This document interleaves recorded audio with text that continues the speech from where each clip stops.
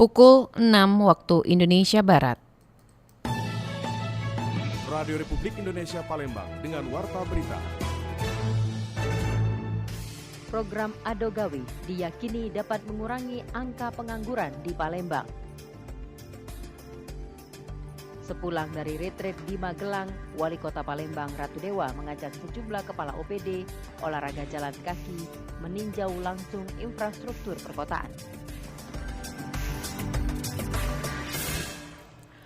Selamat pagi, Anda sedang mendengarkan Warta Berita Radio Republik Indonesia Palembang. Selain informasi tadi, sejumlah informasi lain juga akan kami hadirkan untuk edisi hari ini, Senin 3 Maret 2025. Bersama saya Dela Wawi, inilah Warta Berita selengkapnya.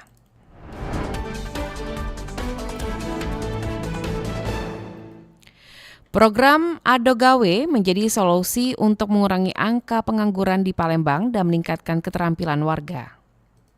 Pemerintah Kota Palembang meluncurkan program Ado Gawe pada Desember 2024 dengan tujuan untuk mengurangi angka pengangguran di kota tersebut. Program ini diharapkan dapat membantu peluang kerja bagi warga Palembang, khususnya bagi mereka yang kesulitan mendapatkan pekerjaan. Program Ado Gawe merupakan langkah inovatif dan kreatif dalam menghadapi tantangan pengangguran di daerah tersebut. Pengamat ekonomi Sumatera Selatan Muhammad Rahman Bayumi mengungkapkan, program Ado Gawe ini memberikan dampak positif dalam meningkatkan keterampilan digital masyarakat. Ia menekankan pentingnya program ini dimanfaatkan dengan baik oleh warga Palembang tanpa dilirik oleh orang luar kota Palembang. Hal ini penting agar manfaat program ini tetap dirasakan oleh masyarakat setempat yang membutuhkan pekerjaan, khususnya warga Palembang. Ini salah satu program yang sangat inovatif, kreatif, dan solutif ya. Semoga nanti dengan adanya program ini bisa menyerap banyak tenaga kerja, khususnya masyarakat Palembang yang bisa bekerja di Palembang. Dan informasi terakhir yang saya baca ya, bahwasanya memang sejak diluncurkan program Ado Gawe ini, setidaknya itu telah membantu 54 orang mendapatkan pekerjaan, termasuk ada juga 2 orang penyandang disabilitas.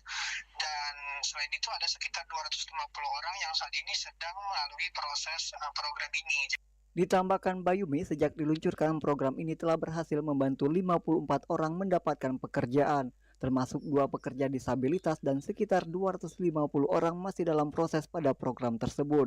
Meskipun tergolong baru, program ini menunjukkan progres yang cukup baik dalam memberikan kesempatan kerja. Program Ado Gawe merupakan langkah keberlanjutan dari pemerintah untuk membantu masyarakat Palembang meningkatkan keterampilan mereka dan beradaptasi dengan perkembangan teknologi. Melalui program ini diharapkan warga Palembang tidak hanya memperoleh pekerjaan, tetapi juga dapat berkembang secara profesional, menciptakan dampak yang berkelanjutan dalam ekonomi lokal.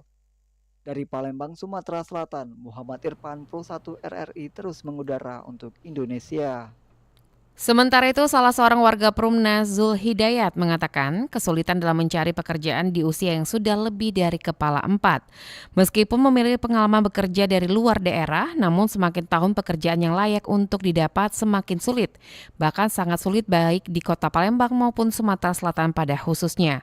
Dengan adanya aplikasi Ado Gawe, Zul Hidayat berharap ada kemudahan mencari pekerjaan meskipun belum menikah dengan bekerja tidak menjadi beban keluarga. Namun Zul Hidayat berharap program tersebut bukan cuma program sementara dan juga sulit diakses, dan terpenting program tersebut mempermudah warga mencari pekerjaan di usia yang masih produktif. Sebenarnya dari program Ado Gawe itu bukan sekedar program baik, tapi jangan program itu benar-benar bisa terasa untuk masyarakat yang benar-benar butuh kerja yang layak, kerja yang istilahnya bisa membantu perekonomian seorang, mungkin keluarga besarnya. Selain itu, ya mudah diakses untuk warga yang masih produktif bekerja. Sementara itu, pemerintah Kota Palembang terus berupaya memaksimalkan dalam menurunkan angka pengangguran. Berdasarkan data di tingkat pengangguran terbuka pada Februari 2024 sebesar 3,97% dari data 4,6 juta angkatan kerja. Angka itu sebenarnya menurun dari tahun 2023. Pendengar, berikut tanggapan masyarakat terkait efektivitas program Ado Gawe dalam mengurangi angka pengangguran di Palembang.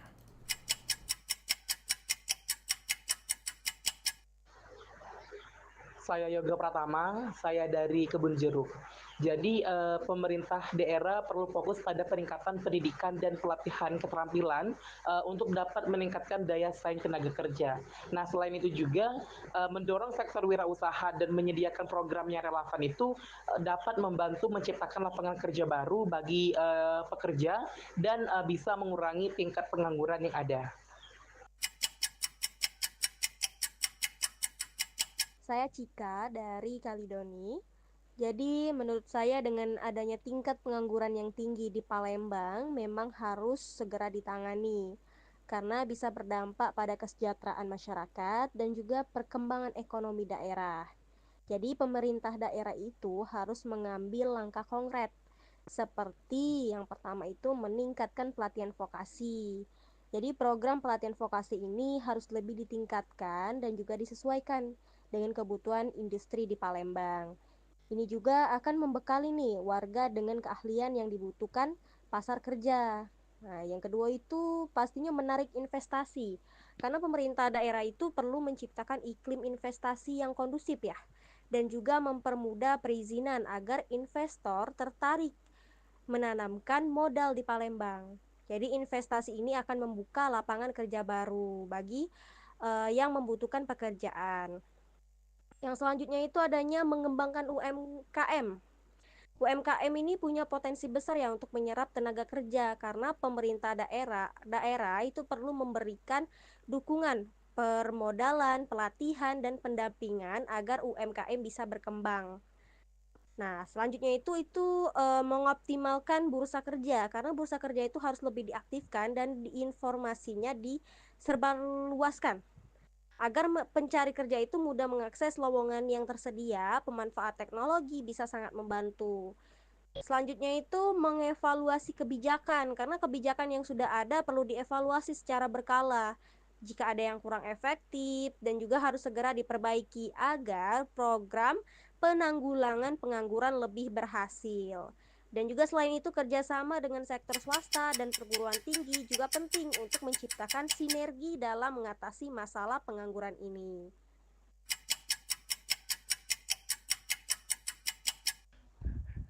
Iya, menyoroti tingkat pengangguran yang tinggi ya di Kota Palembang, dan ini juga menjadi permasalahan serius bagi masyarakat, terkhususnya bagi pemerintah juga. Nah, salah satu hal yang mungkin ini sedikit saran saya yang perlu dilakukan oleh pemerintah Kota Palembang adalah ini, yang pertama adalah memberikan kemudahan ya bagi para pengusaha dalam izin memberikan ataupun juga menerbitkan izin berusaha, dan juga industri-industri itu jangan dipersulit ketika ingin mendirikan perusahaan khususnya di Kota Palembang, karena dengan adanya perusahaan-perusahaan dan juga industri-industri itu juga sekaligus dapat menciptakan lapangan pekerjaan yang ada di Kota Palembang. Dan juga pemerintah Kota Palembang juga harus jeli dalam artian memancing investor untuk mau menanamkan modal atau juga mau berinvestasi di Kota Palembang, karena kita melihat Kota Palembang juga memiliki potensi industri yang juga sangat menjanjikan ya ke depannya. Mungkin hal itu yang perlu diperhatikan oleh pemerintah Kota Palembang agar tingkat pengangguran di Kota Palembang ini dapat diatasi. Yang pasti dengan cara memperbanyak industri dan juga mempermudah ya perizinan berusaha. Dan untuk membahas efektivitas program Ado Gawe dalam mengurangi angka pengangguran di Palembang, berikut wawancara Aditya bersama pengamat ekonomi Sumatera Selatan Iksan Hadri. Dr. Ihsan Hadri, STMM, selaku pengamat ekonomi Sumatera Selatan. Mas Iksan, ini di pemerintahan yang baru, pemerintah Kota Palembang atau setelah pilkada kemarin, ini ada program-program yang diluncurkan oleh pemerintah Kota Palembang. Salah satunya adalah program Ado Gawi, di mana memang program ini ditujukan untuk menekan atau mengurangi angka pengangguran di Kota Palembang. Dari kacamata kita seperti apa nih Mas sebagai ekonom? Ya, beberapa program yang saya pikir sangat bagus ya dengan program Ado Gawe ini, di mana ini diharapkan bisa menciptakan lapangan pekerjaan ya. Lapangan pekerjaan sekarang kan memang suatu hal yang sangat perlu ya di tengah banyaknya badai PHK ya. Kita tahu dalam beberapa bulan ini ya kita khususnya usaha-usaha besar dan menengah ini mulai gulung tikar gitu ya, karena adanya Iya, iya. mungkin faktor efisiensi dan lain-lain, sehingga memang banyak sekali PHK. Nah, kita berharap program ini bisa menyerap tenaga kerja di Kota Palembang pada khususnya. Dan bukan tidak mungkin kalau ini program bagus, berharap juga bisa diadopsi mungkin oleh provinsi, Provinsi lain ya. Sumsel ataupun juga di daerah-daerah lain. Nah, ini kita berharap memang tenaga kerja yang diserap ini tenaga kerja yang padat karya, artinya usaha-usaha yang nanti memang menyerap tenaga kerja lebih banyak. Nah, kita berharap kalau adanya penyerapan tenaga kerja yang optimal sehingga bisa mengurangi kemiskinan dan juga bisa meningkatkan konsumsi masyarakat. Kita tahu masyarakat kalau misalnya tidak ada pendapatan, tentu konsumsi akan berkurang, gitu kan? Dan ini juga mempengaruhi pertumbuhan ekonomi. Nah, ini kita berharap program ini bisa berjalan dan tugas kita bersama-sama untuk mengawal program ini. Gitu, Mas Iksan, berbicara mengenai masalah angka kemiskinan dan pengangguran, ada dua faktor yang timbul dari masalah ini. Salah satunya mungkin banyaknya masyarakat mungkin yang sudah lulus pendidikan, dan juga satu sisi masalah angka kemiskinan ini faktor dari mereka yang masih terlihat mengemis atau memulung ini cukup tinggi. Nah, dua hal ini sendiri tentunya sangat mempengaruhi nanti pengangguran dan juga angka kemiskinan. Langkah apa dulu yang harus dilakukan pemerintah kota dengan kebijakan ini sendiri? Apakah menyelamatkan mereka yang baru tamat sekolah, atau memang juga mendorong mereka yang mungkin sudah cukup lama menganggur dan juga bahkan menjadi pemulung ini, Mas Iksan? Iya, seperti ini. Jadi kalau kita lihat sebenarnya di data BPS itu tingkat pendidikan masyarakat Kota Palembang itu masih paling banyak di bawah SMA, lulusan di bawah SMA 50% lebih. Artinya faktor pendidikannya juga merupakan hal yang penting ya, supaya tenaga kerja kita itu tidak hanya diserap tapi bisa berkontribusi banyak. Nah, pertama kita meningkatkan kualitas pendidikan kita dulu. Kedua, peran kita bersama-sama bagaimana meng-link and match-kan antara kebutuhan dengan persediaan tenaga kerja kita, lulusan-lulusan ini. Nah, itu tugas kita bersama juga bagaimana nanti kita dengan program yang ada ini, ada gawe ini, atau program lain juga. Dan yang ketiga, kita berharap juga masyarakat nanti mungkin program ini bisa menyasar juga bahwa kita tahu lapangan kerja kita terbatas, gitu kan, dengan suplai angkatan kerja yang terus bertambah tiap tahun. Nah, kita berharap nanti pemerintah juga bisa membuat mungkin kegiatan-kegiatan seperti pengembangan ekonomi kreatif maupun kewirausahaan. Jadi kalau kewirausahaan selain orang tadi bisa menghasilkan usaha juga bisa merekrut tenaga kerja, menciptakan lapangan kerja. Dan ini kita berharap untuk masyarakat yang mungkin belum beruntung untuk mendapatkan program Ado Gawe, kita berharap pemerintah kota tadi kan nanti juga bisa membuat program-program ekonomi kreatif seperti itu, dan juga program-program kewirausahaan sehingga balance antara yang nanti diserap tenaga kerja dan juga nanti membuat lapangan pekerjaan seperti itu, Mas. Nah, tadi Mas Iksan juga mengatakan bagaimana memang adanya upaya-upaya meningkatkan SDM secara kreatif ini bisa menyerap tenaga kerja baru di luar dari kegiatan atau kebijakan Ado Gawe ini sendiri, Mas. Nah, saya tertarik bagaimana memang masyarakat tadi Mas Iksan mengatakan angka pendidikan kita masih di bawah latar belakangnya, masih bisa dikatakan belum standar baik lah, bisa dikatakan di bawah SMU. Nah, ini ada berkaitan juga dengan dinas sosial dan sebagainya. Kalau kita melihat secara garis besarnya mungkin angka kemiskinan juga berkaitan dengan bagaimana upaya peran dari dinas sosial dan juga bagaimana nanti kebijakan-kebijakan yang diambil oleh pemerintah kota agar sejalan. Nah, kalau dari kacamata Mas Iksan, apakah dinas sosial juga menjadi salah satu akomodasi untuk mereka mendorong masyarakat miskin tadi bisa mungkin kedepannya kreatif nih, Mas Iksan? Iya, dinas sosial kan juga melalui mungkin bantuan sosial ataupun program-program yang mungkin vertikal ya dari Kementerian Sosial maupun yang dianggarkan dari APBD, itu kita berharap bisa menjadi bantalan bagi masyarakat khususnya yang belum menerima bekerja ya, ataupun masyarakat yang memang dalam kondisi miskin gitu ya, kita bilang ya kalau kita miskin, sehingga nanti mereka bisa melanjutkan hidup. Nah, tapi dengan program ini kita berharap juga nanti dinas sosial tidak hanya nanti program-program yang hanya memberikan saja, Mas. Kalau kita bilang itu kayak mancing ikan tuh kita hanya memberikan umpannya saja, tapi kalau bisa kita bantu memberikan pancing dan kailnya juga gitu. Jadi program-program yang selama ini kita setuju ya sependapat dengan program seperti bansos, kan, sehingga mereka ada bantalan untuk berbelanja gitu ya. Tapi juga nanti berharap dengan adanya mungkin inovasi-inovasi yang dibuat di dinas sosial, sehingga program-programnya tidak hanya itu hanya memberi, tapi juga sifatnya nanti bisa meningkatkan gitu ya, meningkatkan kemampuan masyarakat dalam menghasilkan pendapatan gitu Mas. Jadi itu kita berharap juga ya sinergi juga. Walaupun nanti di tengah efisiensi ini kita berharap ya banyak juga yang nanti bisa dianggarkan untuk membantu masyarakat-masyarakat kita di dinas sosial juga, khususnya dalam memberikan bantuan-bantuannya sifatnya bisa meningkatkan taraf hidup masyarakat. Mas Iksan, yang terakhir mungkin tentunya dari kebijakan program Adogawi yang nantinya diluncurkan oleh pemerintah Kota Palembang. Tentunya ini biasanya ditujukan untuk mereka yang mungkin baru fresh graduate atau mungkin baru selesai pendidikan. Nah, apakah tadi yang terakhir mungkin dari dinas sosial perlu tidak adanya menyiapkan, mungkin dari dinas sosial ini menyiapkan mereka mungkin yang sudah kelewat lama atau mungkin lama nganggur atau mungkin mereka yang kaum marginal ini memiliki kemampuan untuk nantinya disiapkan untuk ikut dalam kegiatan Adogawi ini, Mas? Iya, yang pertama ini mungkin yang pertama dulu kita pendataan secara komprehensif dulu. Karena kita kadang-kadang menjalankan program ini tanpa ada kajian ataupun data-data yang valid gitu ya. Berapa banyak sih yang membutuhkan program ini, berapa banyak yang angkatan kerja kita yang belum terserap.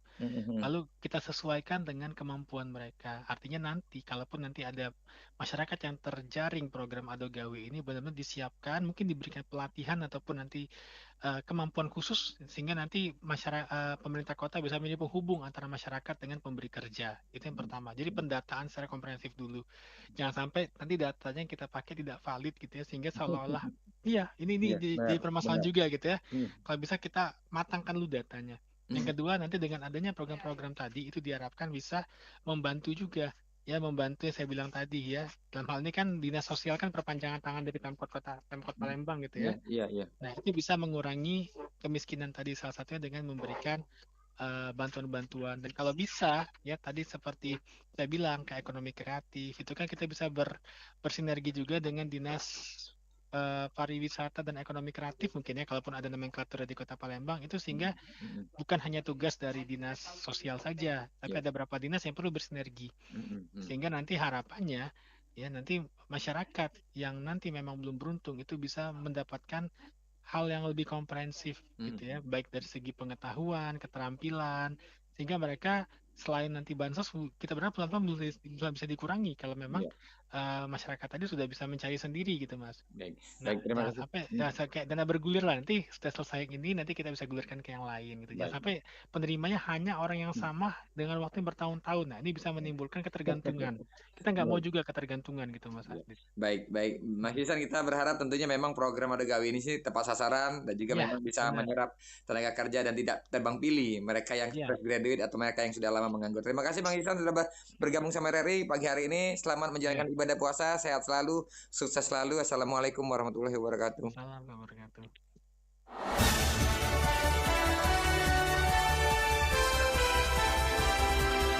Warta Berita Radio Republik Indonesia Palembang.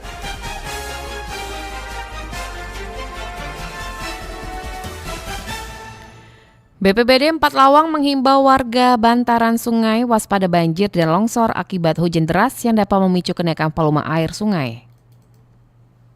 Badan Penanggulangan Bencana Daerah BPBD Kabupaten 4 Lawang mengimbau warga yang tinggal di bantaran Sungai Musi untuk meningkatkan kewaspadaan terhadap potensi banjir, terutama saat hujan deras. Selain itu, masyarakat juga diminta berhati-hati terhadap kemungkinan naiknya debit air secara tiba-tiba akibat pelepasan air dari hulu sungai.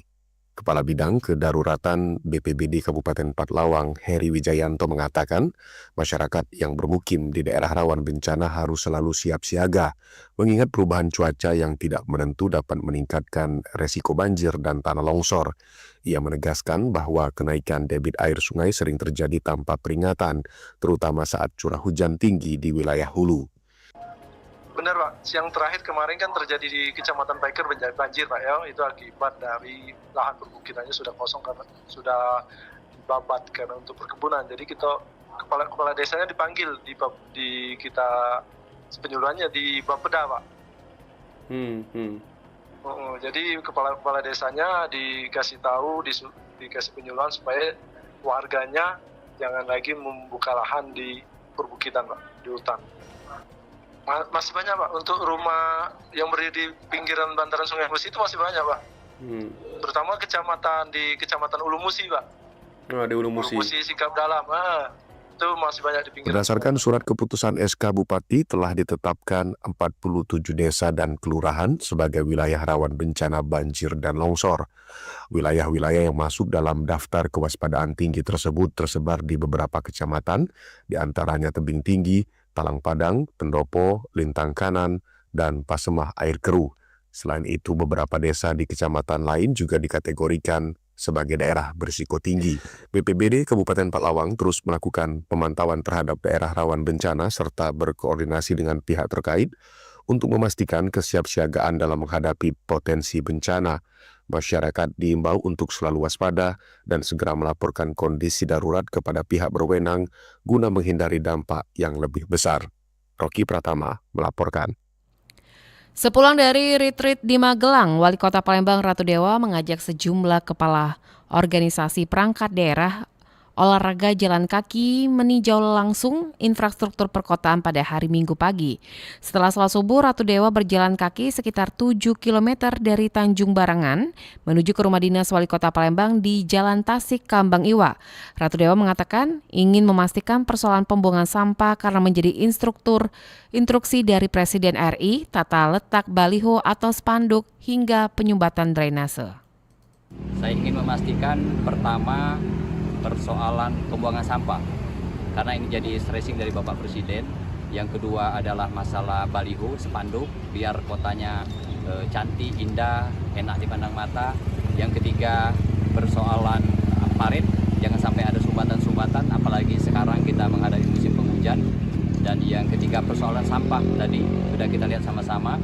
Saya juga ingin pastikan bahwa karena ini menyangkut wajah Kota Palembang, seluruh pohon-pohon mati saya minta semuanya ditebang dan juga dipermajakan sehingga ada pohon-pohon baru biar kota ini terlihat bagus. Termasuk titik-titik krodit macet, suasana yang macet, maka saya tinjau pada hari ini saya ngajak dengan beberapa kepala dinas, saya jalan kaki sekaligus olahraga bersama.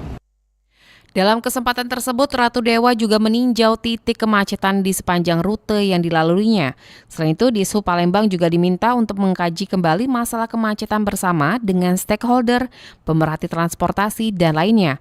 Ia juga memastikan akan melihat kemampuan kepala dinas mengatur manajemen waktu, efisiensi dalam menjalankan tugas, termasuk memanfaatkan SDM dalam menyelesaikan persoalan.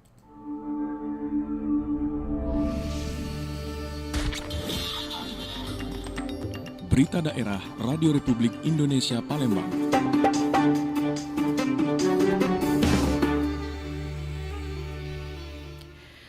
Pendengar, Kabupaten Banyuasin kini dinyatakan bebas dari kasus penyakit mulut dan kuku pada hewan ternak. Meski demikian, langkah antisipasi tetap diperketat untuk mencegah potensi penyebaran virus.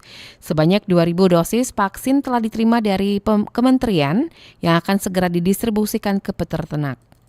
Di Banyuasin, alhamdulillah untuk saat ini masih zero kasus kita ya. Hingga saat ini, Kabupaten Banyuasin masih terbebas dari kasus penyakit mulut dan kuku atau PMK pada hewan ternak. Kepala Bidang Peternakan Dinas Perkebunan dan Peternakan di Sebunak Banyuasin, Warsi, mengonfirmasi bahwa belum ada laporan dari peternak terkait kasus PMK di wilayah tersebut. Meski demikian, kewaspadaan tetap ditingkatkan mengingat penyebaran PMK masih terjadi di beberapa daerah, terutama di Pulau Jawa. Sesuai arahan Kementerian Pertanian, vaksinasi PMK terus digencarkan sebagai langkah pencegahan. Saat ini, Banyuasin telah menerima 2.000 dosis vaksin dari pemerintah pusat. Dikatakan Warsi, PMK merupakan penyakit yang menyerang hewan berkuku belah, seperti sapi dan kambing. Penyakit ini disebabkan oleh virus yang tidak memiliki obat khusus. Virus ini dapat menyebar melalui udara, kontak langsung dengan hewan terinfeksi, atau melalui kendaraan dan manusia yang menjadi pembawa virus. Warsi menambahkan bahwa kasus PMK di Indonesia umumnya ditemukan di daerah dengan populasi ternak yang tinggi, seperti Jawa Timur. Sementara itu, di Banyuasin sendiri sebagian besar ternak berasal dari luar daerah, khususnya dari Lampung dan Jawa. Mobilitas ini menjadi faktor risiko penyebaran PMK di wilayah Sumatera Selatan. Lalu lintas ternak juga, apalagi ini musim mau Idul Fitri ini kan lalu lintas ternak agak intens di kita kan. Nah, ini juga diperhatikan juga kita, makanya kita juga dari kementerian mendorong untuk vaksinasi. Proses penularannya sendiri kayak mana?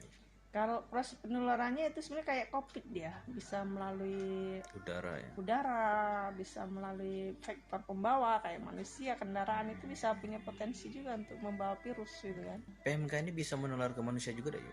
Tidak ke manusia, bukan zoonosis PMK. Oh, bukan. Jadi Nggak bisa ya. tidak menular ke manusia. Dan dia diserangnya kan lebih ke mulut dengan kaki kan. Iya. Penyakit mulut dan kaki. Untuk dagingnya aman dikonsumsi, tapi bagian yang terserang kaki, Mulut, kepala gitu iya. kan tidak di ini kan. Jangan dikonsumsi. Ya, jangan dikonsumsi, tapi bagian yang lainnya aman. Untuk mencegah masuknya PMK ke Banyuasin, para peternak dan pedagang diimbau meningkatkan biosecurity kandang, menjaga kebersihan lingkungan ternak, serta memastikan daya tahan hewan tetap kuat. Selain itu, setiap pembelian ternak harus disertai dengan surat keterangan kesehatan hewan atau SKKH yang diterbitkan oleh dokter hewan. Pemerintah Banyuasin akan terus memantau pergerakan hewan ternak di daerahnya dan memastikan langkah pencegahan dilakukan secara optimal guna menjaga wilayah tetap bebas PMK. Dari Kabupaten Banyuasin, Muhammad Maulana, RRI Pro 1 terus mengudara untuk Indonesia. Informasi tadi mengakhiri Warta Berita pagi ini. Sebelum berpisah, kami sampaikan kembali topik berita aktual pagi ini, diantaranya program Ado Gawe diyakini dapat mengurangi angka pengangguran di Palembang. Sepulang dari retreat di Magelang, Wali Kota Palembang Ratu Dewa mengajak sejumlah kepala OPD olahraga jalan kaki meninjau langsung infrastruktur perkotaan. Mewakili kerabat kerja yang bertugas, saya Dela Wawi undur diri dan sampai jumpa.